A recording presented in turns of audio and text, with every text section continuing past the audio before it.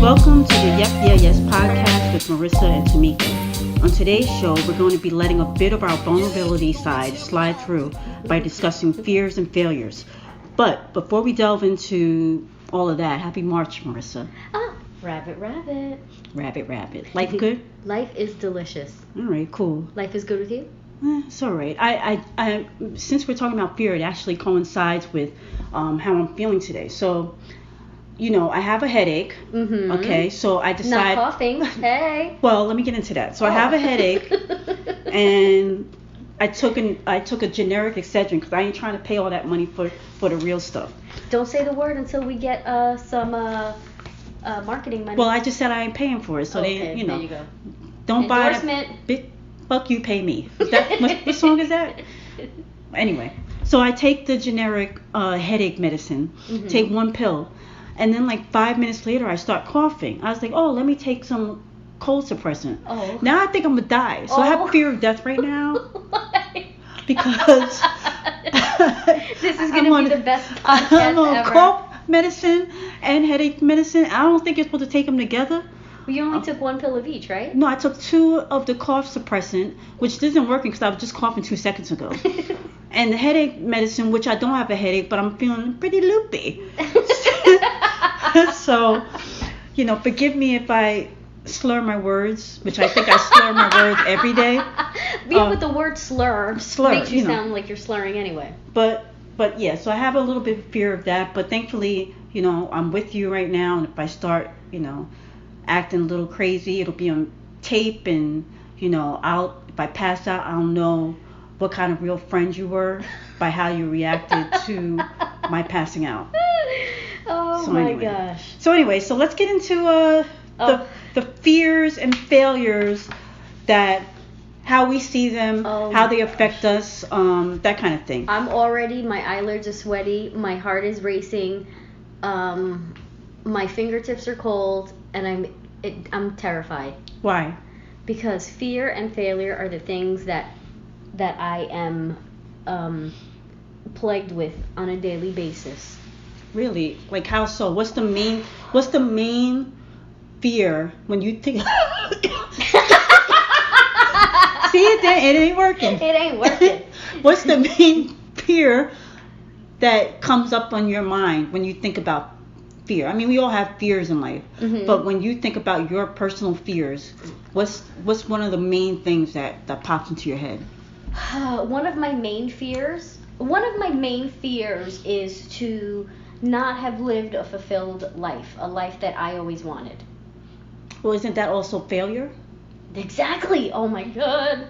Living in fear and failure. Yes. But living in fear mm-hmm. of something is not the... You mean like my incredible fear of dogs? My incredible fear well, of I don't know. It's all pills? it's all about how you see it. My incredible fear of heights, being too low to the ground. I mean, we all have... I mean, I don't like snakes, but, this show ain't about snakes. You know what? I have a lot of irrational fears that I choose not to talk about. Well, let's talk about it. Oh, God. Well, one is dogs. You've been witness to that. Yeah, my dog, rest in peace, Haley, bit you, ripped your what is it, Old Navy pants? My Old Navy pants. But what did I do? Because I'm a good friend. You gave me a gift card to replace my jeans. Holla. Just saying. But the dog bit me twice, though. Did it break skin, blood, anything like that? On the second time, I was wearing this leather jacket. Oh, I don't remember that. Yep, I was wearing a leather jacket, and she bit my arm, but the leather didn't even scratch. Oh, okay. Then it wasn't a real bit. Bite.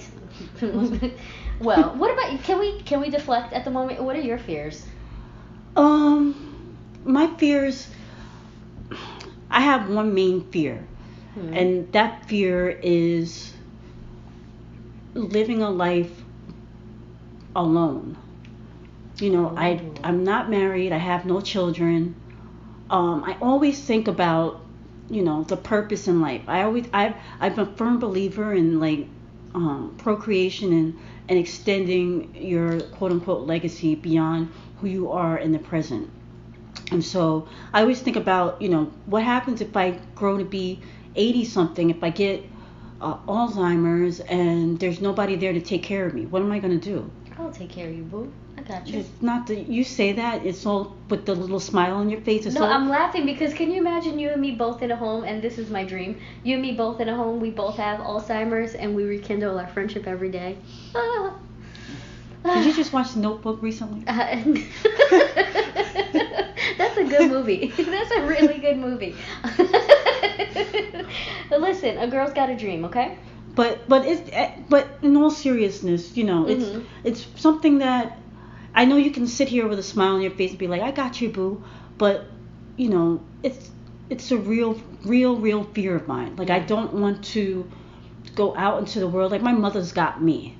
You know what I mean? Right. My aunt's daughter's got her. You know, and it's like your kids got you. You know, and Right. I just think to myself like, who do I have? Am I gonna die alone? Am I gonna be, you know, when you buy a plot, it's for two people. Who's gonna be laying next to me? I don't want to start crying and feeling all. Oh my gosh, I'm about to start crying. I know. But it's a real fear of mine. You know, I just, you know, I got nieces. I have a niece and a nephew, but you know, they got their parents, and you know, I don't see them that often. It's like, well, who am I going to be to them? Well, I have two aunts that have no children. Do you think they think about that? I think they think about it. Well, I'm going to use one example. Who are the two aunts that have no children? I'm not going to say their name. Sorry, we're mouthing. I'm mouthing. So I got a bunch of aunties. And one of them has no children. I'm going to use one as an example. Right. But I know that she has a goddaughter, but her goddaughter her parents are still alive. But anyway, and she's an only child. But she I think relies or maybe thinks about that should that time come, and her sisters, you know, are otherwise indisposed. She thinks that, you know, she got 5 nieces and nephews. I'm pretty sure she's like, one of them is going to have to step up. You can think that, but you don't know that. On paper, I believe, from the information that I've been privy to, I think she has her goddaughter down for all of that. But as far as her having a conversation, she's never had a conversation with me about who's making choices for her. Right. But I really don't know if she's had that conversation with my cousin. It's you know, it's weird. It's like I said, it's a real fear of mine. It's something I think about often. Mm-hmm. You know, the struggles that I've had over the years with infertility and, you know, a broken engagement. Like, you know, 1 minute in your life you're like, oh, I'm about to do it. My life is going just the way that I had it planned. And then what is it that phrase? When you make plans, God laughs. Yeah. And so, you know, I ain't trying to call God a mofo, but for real, he was laughing. Who the hell? You know what I'm He saying? was laughing pretty hard. So, and I know my mother would be like, no, you know, she tried to encourage me to not think that way. But at the end of the day, you can't help how you feel, and you can't help but think, you know, what is this? What am I doing? Right. What is my purpose? Like, you know, I go to work every day and I look forward to doing this podcast with you, and then that's it. You know, I don't have a family to support. I have nothing. You know, and I'm, like I said, I'm not trying to make this all depressing and everything, but I mean, it is what it is. This is how I'm feeling right now, and you know, it's a real fear of mine. So, you know, where do you go from there? How do you get yourself out of that? Like, what do you? I don't know. I mean, I don't know either. I ain't got the money for adoption. You know, it's funny. I was on Plenty of Fish yesterday, and I looked at it. I was like, oh, God. There's not plenty of fish. No, there's not. Well, you know, there's the fish that nobody likes to eat. You know what I mean? So I wasn't missing an eye. Yeah, like there was no salmon in the bunch.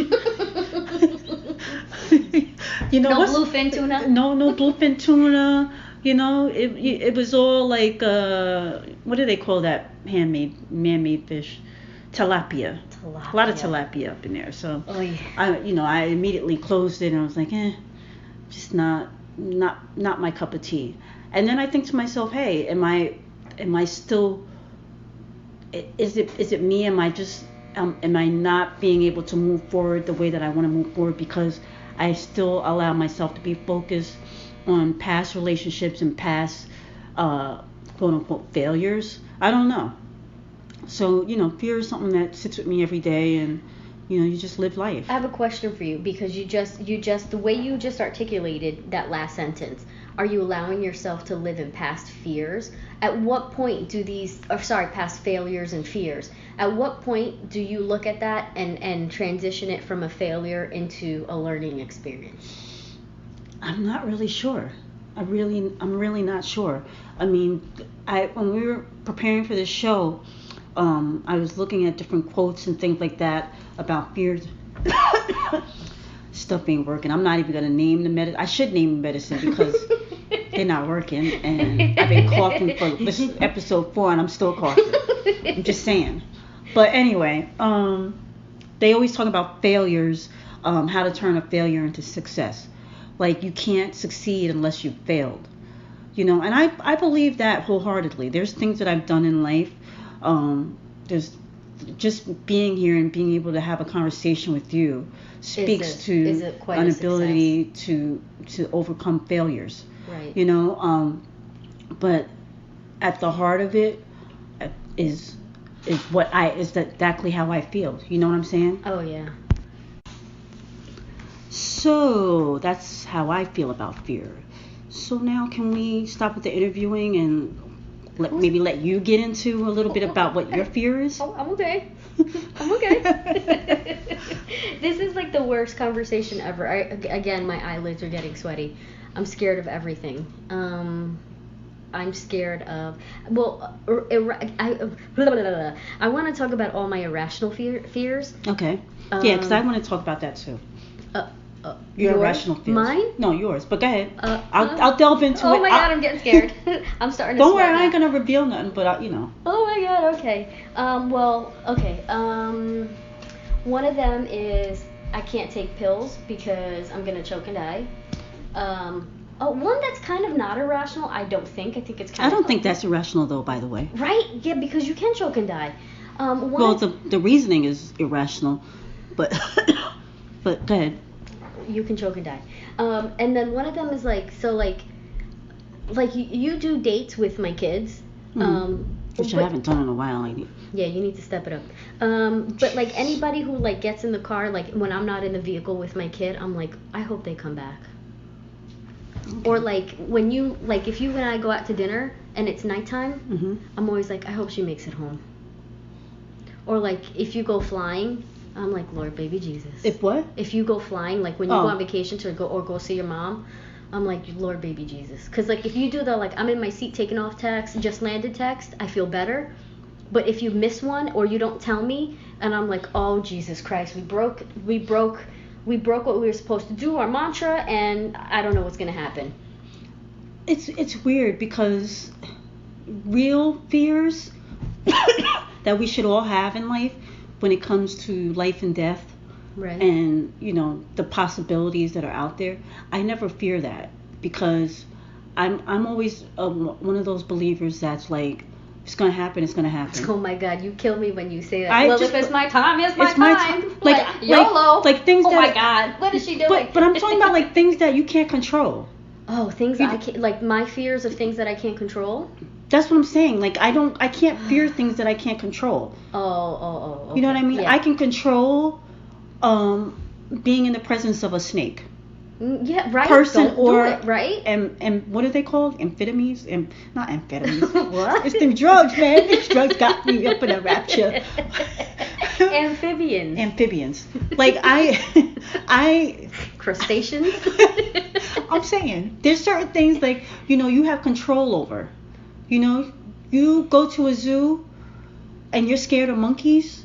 Well, that's on you. You go to Great Adventure and you decide to go through what's the park thing. My whole hair is just stood up. The jungle safari. The safari, yeah. Safari. And all this, you're scared of baboons. That's on you. Like you made the decision to drive your car. So wait, hold on. You're talking about fears of things you can control or fears of things you can't control? Again, No, I'm saying I don't fear things that I have control over. Okay. I fear things that I fear. No, I'm saying this wrong. I have fear of things I have control over.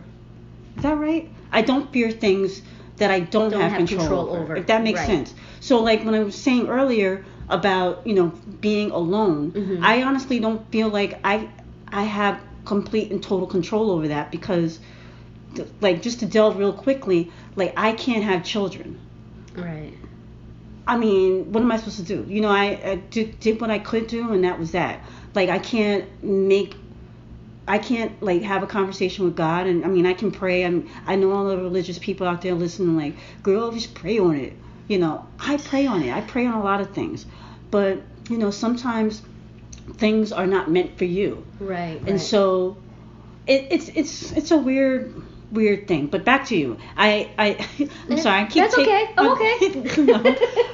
No, when you were saying earlier, I just have to bring this up because I keep bringing it up to you personally, and it really pisses me off. Oh my God! Here we go. Okay. It pisses me off that I'm about to start crying. We have a podcast, and you refuse to promote it. I don't. Wait. Okay. You have Instagram.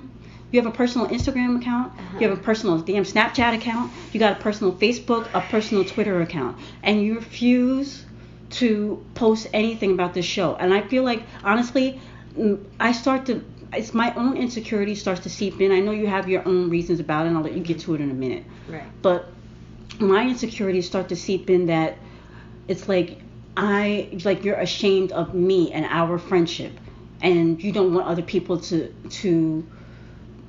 I don't know. I just feel like you just don't want other people to see it. Like, there's been family members who have commented on our friendship for good or bad. Right. And you don't want other people to know that we are as close as we are.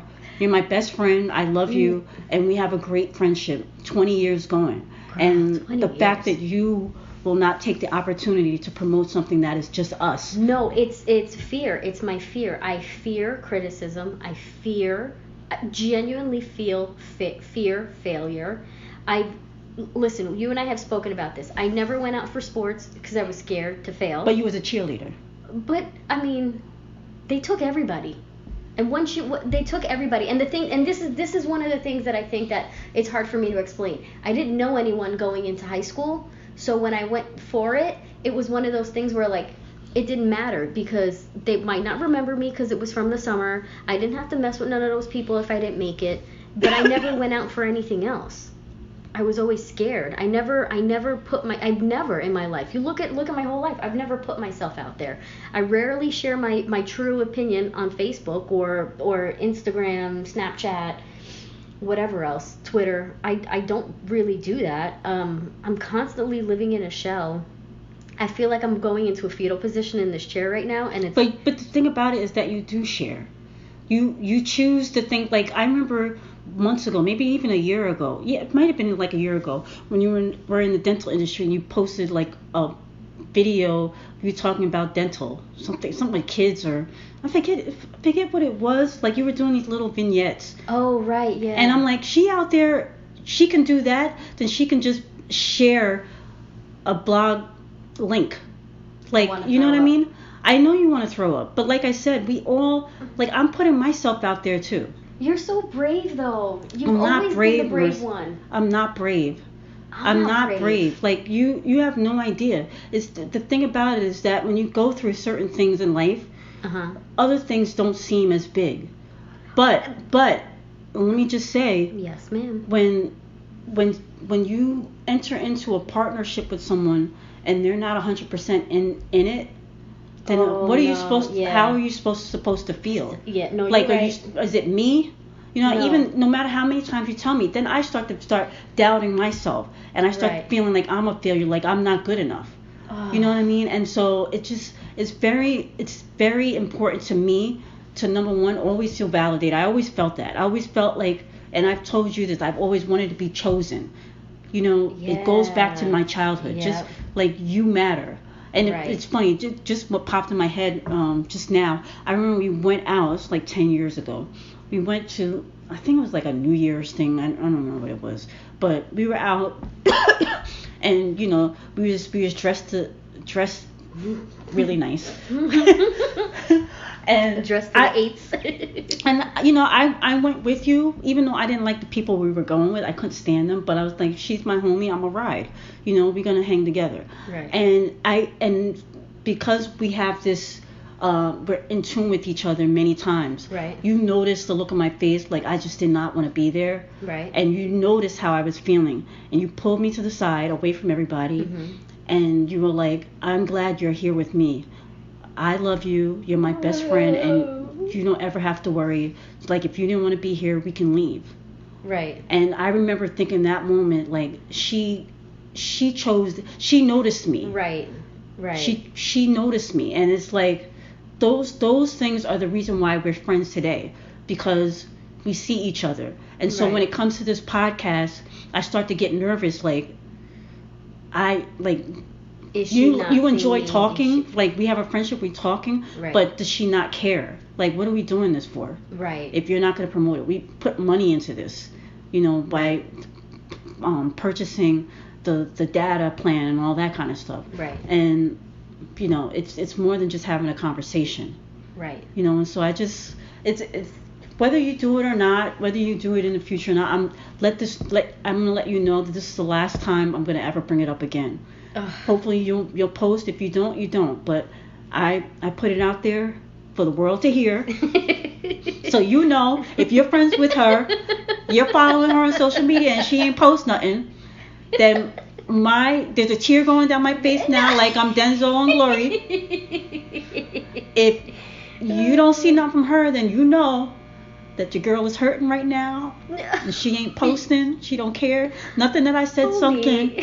You matter. You're enough. I love you. So anyway, I have a question for you. Okay. So you know me very well. You know probably more of my insecurities and fears than most. Actually, I'm gonna say most. And I'm a true believer. We are a collection of our experiences from our childhood to adulthood, and how we handle things, hear things, and communicate. What's something that you have grown with? Because as you mentioned before, we have a 20-year friendship. What's something that you have grown with from 20 years ago to today in the collection of the experiences that we've had together? I think the biggest thing was my ability to show affection. Oh. I have never been. Clam. I don't hug. You're a clam. I don't do any of that. I never really told people that I love them, that I cared about. If somebody went to touch me, I'd flinch. Right. And that all goes back to my childhood, which we can get into, somewhere down the line. Right. Talk about that, but that's definitely a place where I've come far, because you were a very affectionate person. Every time I see you, every time we leave each other, hug, kiss. I was like, what the hell? What's wrong with her? But it's so funny, because I even notice your family. Your family's not big, touchy-feely, huggy, whatever. And my dad's side is. My mom's side is not. No, is not. But it's so funny, because I remember this one moment we were going to your grandma's house, and which side? Nana. My mom's side. Nana, okay. Mom's side. So you walked in front of me, and there's a size difference, so nobody saw me, and they looked up and were like, hey. And as soon as you kind of like moved out of my line of vision, everybody was like, hey, and everybody got up, because they knew they were about to get a bear hug. And I'm looking at them like, really? Really? Why you gotta hug her for? Really? Now y'all all affectionate? But I'm a hugger. I'm a toucher. I'm a hugger. I guess, but like you said before, I'm a younger sibling, and my brother was the clear favorite amongst, I feel like, everyone I've ever met, and in my entire family. So basically tag him in this Tag him, this yes, mofo. Because we know you're not going to post it. So. So tag him. But he's the favorite. He's always been chosen, and everything that he does is, the guy could like burp, and they're like, oh my god, it's the most amazing thing ever. And then, mind you, I could like split an atom, and they're like, oh, that's nice. So back to your brother. So I think it's one of those things where it's like, when you're touching someone or hugging someone or showing that you really thought about them, or just remembering something from your last conversation, I think it's really important. I think I'm really good. Like I've become more affectionate. I'm not super affectionate, Mhm. but I become more affectionate. I think I'm also really in tune with what people are saying. That may be because I wear hearing aids, so I have to focus more on what they're saying. Right. And one of the things I always gotten complimented since I was a kid was remembering what people told me, especially when it came to their birthdays and stuff like that. Yeah. Like to like recall something that they want or something of that nature. But or people's interests. Yeah, and yeah. Things like that. Try to focus on that kind of thing. But when it comes to where I've come in the last 20 years, definitely with the affectionate thing. What about you? I feel like I have not grown at all, to You be have honest with you. grown. I don't know. I really don't know. I'm not sure. Maybe. I think the things that you deem important in life has changed incredibly. Perhaps people's perception. No, maybe. No, you're right. No, you're absolutely right. No, from I 20 remember years when ago. I first met you, it was like I gotta get me a dude with money so that I'm gonna be living good. It's like really. And this is the same girl that decided to get Who was 19? a degree in international business. With a minor in public policy. Holler. You know what I'm saying? You recognize that, you know what? Ain't no dude gonna take care of me the way I take care of myself. Exactly. And you do what you gotta do. Exactly. But no, you know what? I've had a lot happen to me in the last 20 years. So exactly. That's what helps you to grow. Correct. So like I think about, so both of my parents have passed away in the last 20 years. And I can't believe you're putting that out there. You know how many people don't know? Have absolutely no clue. Even to this day, people ask me constantly. And it's funny enough, somebody a few years ago was like, "Oh, how's your mom?" And because I have a dark sense of humor, I just went dead. So that wasn't funny. It's not funny. I think it's hilarious. I think you say that out of fear. Yes, you're right. That's one of your fears. Fear. Yeah, you're right. Oh my God. Masking your fear. I constantly mask my fear with friends. But anyway, so both your parents are dead. Yeah, and it just makes so your mama dead. But it makes you look at things like what's really important. And I'm very lucky to have had a lot of experiences that are important to me. And the way I look at life now is it's the little moments. I have when you have moments that matter to you, your life changes. Yeah. I don't know. What about situations where you feel like you may have failed, or how does failure play into your life? Failure plays into my life by not putting myself out there. So if it's a job that I feel like, there's always this point in your job where you can either like steadily move along or move up. Right. I'm like, oh, time for a new job. I leave jobs constantly. Do you think is that failure, or is that just fear of failure? Yeah. Fear of not moving. You're gonna quit them before they quit you? Correct. Or yeah. You don't want to move up? No, I'll quit them before they quit me. Absolutely. I make a mofo do the dirty work. You litigious. Call me into the office. You litigious. I'm a litigious. Do I dare you? I dare you. We'll make a mofo cry before I leave. Oh boy. Yeah, but you know what? Not only that too. I think about my new thing. Like I do a lot of crafts. Mm-hmm. I craft a ton, but I actually throw a lot of it away. Do you? Yeah. Why? Because what if somebody doesn't like it? It's that failure. Yeah. It's stupid. But I don't know. That is stupid, right? It's very stupid. It's that time and effort. Like even if it's not that good, you can piece two other things together and make it banging. Hey. Shabby chic. We all create stuff that's not. I mean, what are you trying to be, Picasso? Even his stuff ain't all that great.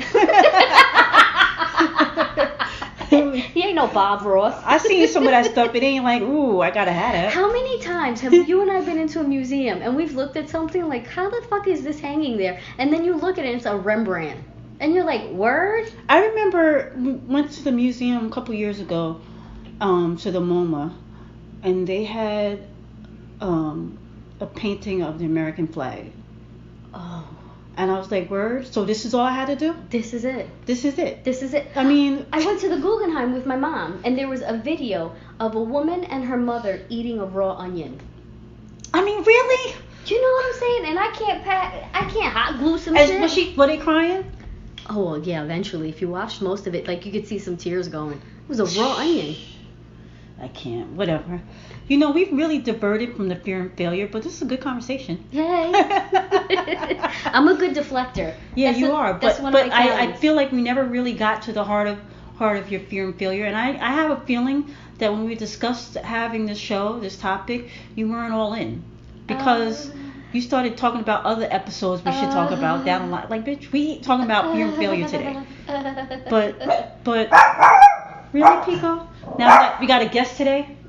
He's a Chihuahua. He's black and white. He's adorable. A little bit of a jerk though at times.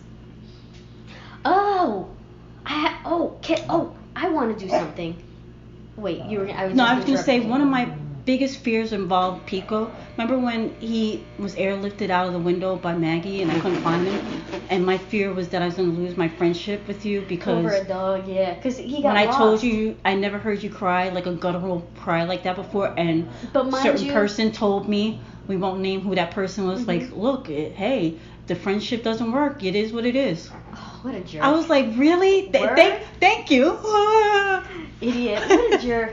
But he's safe and sound, and Maggie got shipped away. But to be fair, let's look at the scope of the situation. It was my first day back at work. I was hormonal. I had babies 6 weeks prior, and I was trying to pump milk and breastfeed and all that stuff, and it was really hard on my body, and I was more of a mess than I cared to tell people because I wanted to seem like a super mom. Right. I'm glad you admitted that today. Yeah. What is it, 8 years later? Yeah, 7 years. 7 years later? 7 years later. Listen, sometimes things take a while. Yeah. I have a question for you. What's a fear that you think I have?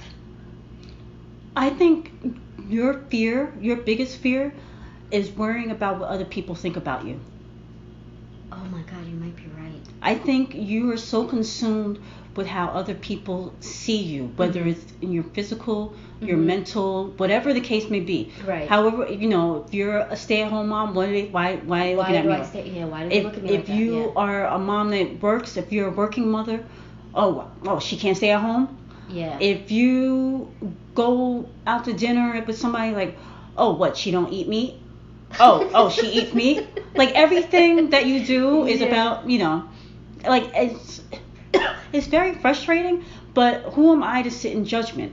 It's something that you have to work out and figure out, and it might take 20, 30, 40 years, I don't know. Yeah. It might be a pivotal moment in your life that helps you to figure out what's going on. I think you've come a long way, especially since you've had children, where the I don't give a F has dissipated somewhat, but I still believe that it's still there in a lot of ways, and regarding a lot of different individual people, but I think it's something that maybe you should look at and work on. Oh my God. No, I agree with you a lot, but it's such it's a catch-22 within myself, because number one, I really don't care how people think of me or view me, but then again, it's like, I do though. But I do. It doesn't consume my everyday, but it kind of does. It's not like y'all ain't gonna break me like crying in the shower every day, maybe like once a week, but But I feel like it determines your steps. Yeah, I think you're right. Whether it's doing something that you do at your kid's school. Yeah. It's like you're gonna still do it, but you're gonna be thinking about what other people think about what you're doing. Yeah. Whether it's a family event. Yeah. You're thinking about. Well, I can't say this. I can't say that because I don't want people to start judging me and asking me questions. No, you're 100% correct. I think my family are the people that know me the least, because I don't. You're definitely not sharing this podcast. But they do. They know me the least, and I think when some of them. I think most of them. I'm not quite sure who I could say that knows me the best out of my family. Meaning people that I'm, related to, that can call me like a cousin or a sister, or I don't know. There's only one person can call you a sister, so you might want to fix that. Yeah, well, no, I think he kind of knows me. Right, that's what I'm saying. Yeah. You might want to fix that. I might want to fix Unless that, you yeah. got Ming Ming Just out in cousin. Vietnam or something. Oh yeah, Daddy was a Rolling Stone. That's what I Yeah. think. But can I don't want to talk about myself anymore. Can we talk about you? One of the things that I think, see, and this is, I don't know if it's, I don't see that you have fears, other than what you spoke about before. Right. Being 82 and not remembering nothing all by yourself. It's not about not remember. I mean, I'm accepting of not being able to remember. I'm afraid that I'm setting up the picture. Oh, my all by bad. I yourself. interrupted you. Okay, I'm okay. Go ahead. But other than that, I don't see you with fear. You're so brave. You are so brave, and you are so strong, and you're very you're vulnerable in ways that make you completely endearing, because you try things. You're not scared to try things, and one of the things that's so admirable about you too is that you speak your mind in a tender way. You let someone know where they stand, but you're not cruel. And that's why I see you as such a fearless, strong pillar of community and strength as a female and a black female, and just somebody that's like a go-getter. What everyone's definition of success is completely different. And when I look at you, I do see a success, because I know what your childhood was like. I know what you were born with, and I see you today. There are times where I completely forget where, I've made you walk 45 blocks in Manhattan, and I'm like, keep up, and you did keep up, but there's like physical limitations too to what people can do, and I see you as just this fearless superhero that I get to call my best friend, and that's awesome. Oh, that's nice. You notice I didn't interrupt you that one time. I was like, yeah, keep on talking, girl. Keep going, keep girl. On, go. Yeah. So what you were saying again? Keep going. I think I don't have fear of doing things. Mm-hmm. I definitely don't. I mean, I have no problem embarrassing myself. Mm-hmm. The only problem when it comes to anything in terms of fear, it's like, other than what I spoke about earlier, is crowds. Like, I just do not do well in crowd. It's like to the point where I sweat and I get so nervous, even if it's my family. But I feel like that's a physical thing too, because everybody's so gigantic. My family on both sides are so huge, and I can't. I just to be in a group of people, even whenever I've had jobs where it's like a conference, I'm like at a table by myself, wondering why nobody will speak to me. Meanwhile, if you took a snapshot of me, why the hell would anybody speak to me? but I look that's so not your face. awkward. That's just your face. It's like I have just your face. I have to look like, bitch, don't even come over here. No, because you know what it is. So you have upside down lips. Right. I don't know how else to say that. Where like, how some people like, well, I'm always looking like a happy little leprechaun, and I'd be staring people at the face and smiling, like, and I'm like real awkward about it. Like, I would rather speak in front of 3,000 people and be the center of attention for some reason, and like, perform as I could say, rather than like, I don't know. I'd rather hold court than be the court. But you have like, I don't know. I like that. Yeah, girl. You have like, your lips are upside down, where you almost like, when you have no expression on your face, I don't want to say the phrase, but you don't look just so say happy. You have resting bitch face. Oh, I know I do. Yeah, definitely. Yeah, but the thing is, it's not like, who sits there like a lunatic with a smile on their face other than me? Because I need to make it really awkward, because that helps me with dealing with people. You just don't sit there and do that. So when people look over, I think it's those preconceived notions where like, she looks kind of upset, so we're gonna leave her alone. I think anybody that gets to know me and starts to hang around, like, truly, not the perfunctory, like, I'm married to a friend of yours, or you're a friend that's part of the group, but I don't know you. Like, I think anybody that really gets to know me thinks I'm a pretty cool chick. You know? Oh my God, you're hilarious. I'm kind, I'm friendly, I'm easygoing, and I can be funny at times. No, what's so funny? What's funny to me though is like, sometimes somebody will be like, when I'm constantly asking questions of other people, and I like to hear people's opinions, or sometimes I shut the hef up. I shut the hef up and let other people, just keep talking. But I like when people tell me their opinion of you before they even know that I know you. Right. And it's so funny because I'm like, you're so stupid. And half the time I'm like, well, have you spoken to her? And they're like, well, no, not really. I'm like, well, she's really fucking funny. Not only that, she's smart funny. Which is, and then I try to put my little insults in there because I'm like, she's funny, but you might not get her jokes because she's pretty smart. And you speak about sports, you're versed in so many different topics that you could hold a conversation with most anybody. So it's just funny to me. I love watching it's funny because I just thought about the sports thing. That one. Do you still remember the person that I told? Lundqvist. I just hope Lundqvist.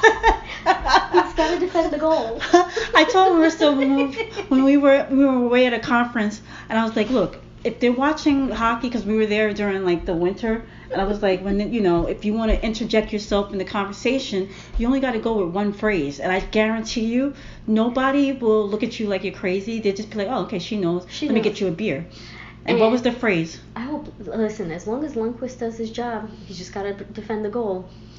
And anybody that's a Rangers fan or just a hockey fan, like I'm not even neither one, but I know a player in each sport. Okay, so. Well, what makes me laugh is just that everybody knows you're a sports person. So when I said it, they're like, oh, okay, and they kept, and I'm like waiting for an applause. I'm like, y'all don't even know I practiced this for 30 minutes. 30 minutes, I practiced that one phrase. Shout out to the Rangers and Lundqvist and defending the goal, which he's not really doing too well this season, but yeah, he's still playing. Oh, so but yeah, it's sometimes it works to your advantage, and I don't know, but just to wrap this up a little bit, like I said, when it comes to fear, it's easy for me to tell Marisa that quote because it's not something that I would have felt comfortable doing on my own unless I was already with those people. Like I could not go into a group and be like, oh, look at Lundqvist. Marisa could. And that's the difference between the two of us. I have this fear of what people. It's like we both have fear of what people will think of us and what the choices and things that we say and do. Right. But it's on a different level. Like I fear that in large groups. I think she fears that more like that individual, certain people type of thing. And so it's one of those things you have to work with, and I don't know. It's a never-ending conversation that I'm sure we will have from years on. But I do promise you, I will not bring up you posting. I just hope that you do, and I hope that you listen to my words and you'll listen to this podcast again and post it. But if you don't, you won't hear it from me again. And that's that. Well, to end on a cheesy note, don't fear failure. Why? I don't know. I don't know. I want to go cry. Read a quote. Let's end with that. Okay. Don't fear failure. Fear being in the exact same place next year as you are today. I'm okay where I'm at today. So even if I'm there next year, I'll be happy. So I don't even know why that's inspirational. Well, it might be inspirational to the next person that's hearing it. But anyway. So we'll close out today's show. Make sure to follow us on Twitter at the Yep Yeah Yes podcast minus the word the. So it's at Yep Yeah Yes. And tag all my family. Tag me. You ain't right. You is not right. Anyway, y'all have a good week, and we will talk to you next week. Bye. Bye.